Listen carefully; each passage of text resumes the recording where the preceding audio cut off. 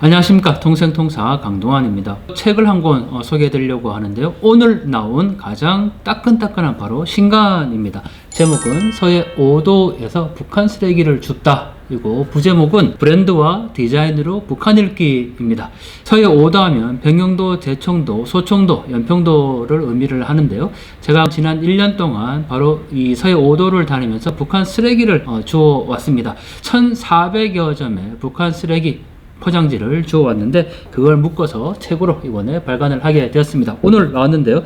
자, 드디어 책을 개봉을 해보겠습니다. 참 두렵고 또 떨리는 마음인데 서해 5도에서 북한 쓰레기를 줍다. 첫 표지는 대동강 종합가공공장에서 만들었다는 이 종합과일 단물 빈병을 표지로 사용을 했습니다. 사실 이곳을 다니면서 가장 위험했던 에피소드라고 할까요? 이 지역은 보시다시피 곳곳에 지뢰 표지판이 붙어 있습니다. 실제로 지뢰 사고가 굉장히 많이 났던 지역이기 때문에 이렇게 해안가 출입을 경고한다라는 내용이 많이 붙어 있는데요. 이런 지뢰지대를 들어갔다가 혼쭐이 난 경우도 있었고, 군대에서 5분 대기조라고 하죠. 철책을 들어갔다가 군대가 직접 또 출동한 사례도 있었고요.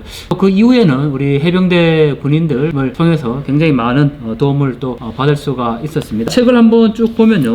저희가 이곳에서 주운 쓰레기 종류는 음료수, 빵부터 시작해서 과자, 아이스크림, 우유, 심지어는 치약, 칫솔, 살충제, 치료제까지 해서 없는 게 없습니다. 그 중에 몇 가지만 소개를 하면요. 먼저 이 사탕봉지입니다. 이 평양 곡삼 공장, 사탕을 전문적으로 생산하는 공장인데 이 포장지의 캐릭터 아주 재밌지 않습니까? 바로 여기에 그려져 있는 이 캐릭터는 헬로키티를 모방을 한 건데요. 눈이 빨간색으로 또 표현을 했습니다. 아마 헬로키티는 검은색인데 본인들은 빨간색으로 해서 이게 카피한 것이 아니다. 이런 것들을 차별화하려고 했는지 모르겠는데 어쨌든 보면 헬로키티라는 것을 바로 연상할 수가 있고요. 또 북한에서 가장 유명한 캐릭터 바로 영리한 너구리입니다. 이 영리한 너구리가 또 과자 포장지에 그대로 다 들어가 있습니다. 이건 튀기 과자인데 포장지에 영리한 너구리 캐릭터를 형상을 또 했네요. 그리고 이 감자가루 튀기인데 이거는 2020년 12월에 생산 날짜가 되어 있습니다. 최근이라고 할 수가 있죠. 코로나 대북 봉쇄로 인해서 어렵다고 얘기하는 그 시점에도 역시 물건이 또 생산이 됐다라는 거고요. 북한이 남한의 제품을 정말 많이 카피를 했습니다. 저희도 이걸 보면서 깜짝 놀랐는데 먼저 이 초코파이, 그 다음에 새우깡, 또 포스트잇 이런 것들을 보면 디자인이나 색상이나 거의 흡사하지 않습니까? 이건 완전 남한 제품이라고 해도 과언이 아닐 정도로 북한이 이 남한 제품을 지금 많이 카피를 했는데 참 재밌는 거 바나나킥, 북한의 바나나튀기 과자와 색깔과 디자인이 거의 흡사합니다. 그리고 이렇게 다양한 제품을 생산하다 보니까 전문적인 공장이 아니고 심지어는 지금 여기에 생산지가 어떻게 표현되어 있는지 한번 보시면요. 항해북도 체육인 후방물자사업소라고 되어 있고 왼쪽에는 돌격대라고 표현이 되어 있죠. 이런 곳에서 과자, 초콜릿, 참깨, 강정을 생산을 했나라고 볼 수가 있는데 후방사업이라는 것은 전망부대에 물자를 보내기 위한 사업을 의미를 하는데요. 자, 또 하나 더 보면요.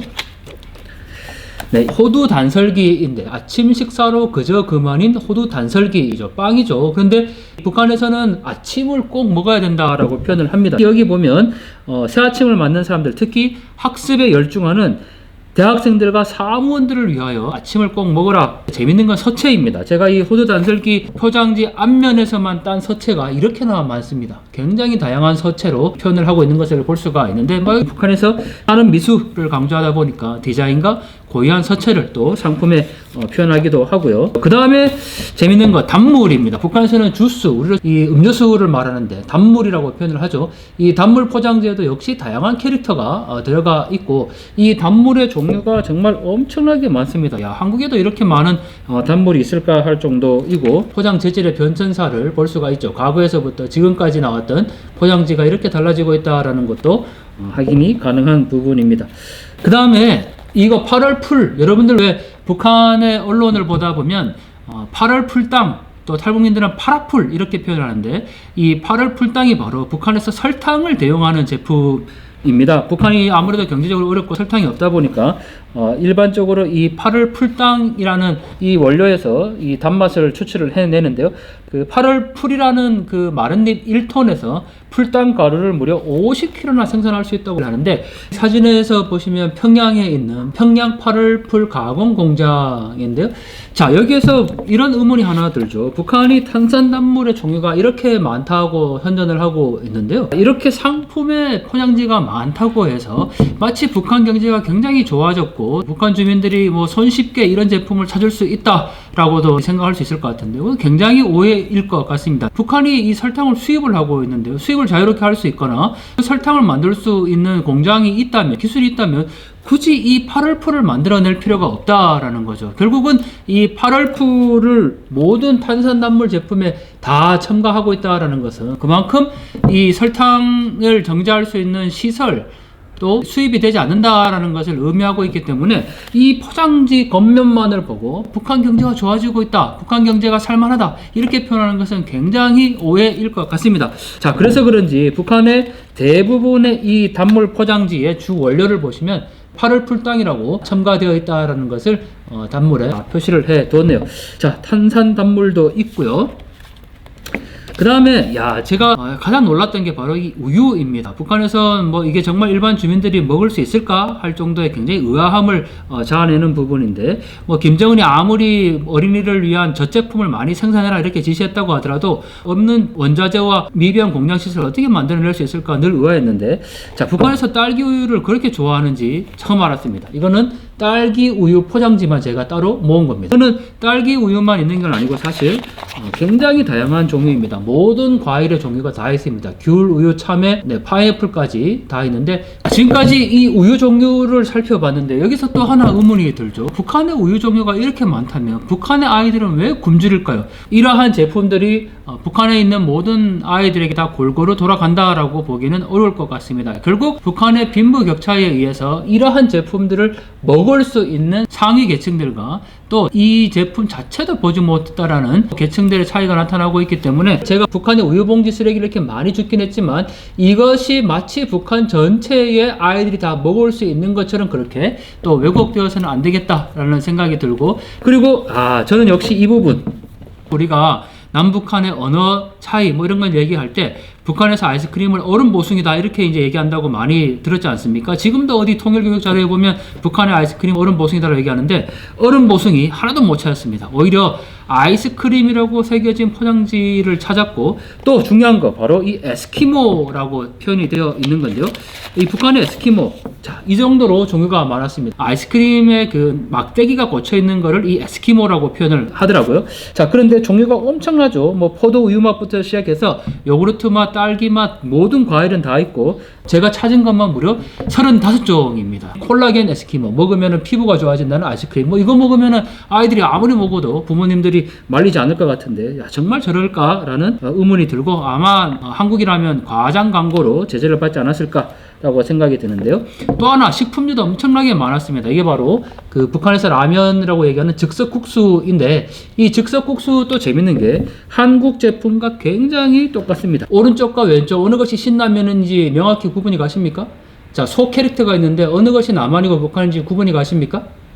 바로 삼양라면과 북한의 즉석국수에 표기되어진 이 소 캐릭터인데, 어느 것이 남북한인지 서로 구별이 안 갈 정도로 남한 제품을 많이 따라한 것을 확인할 수가 있죠.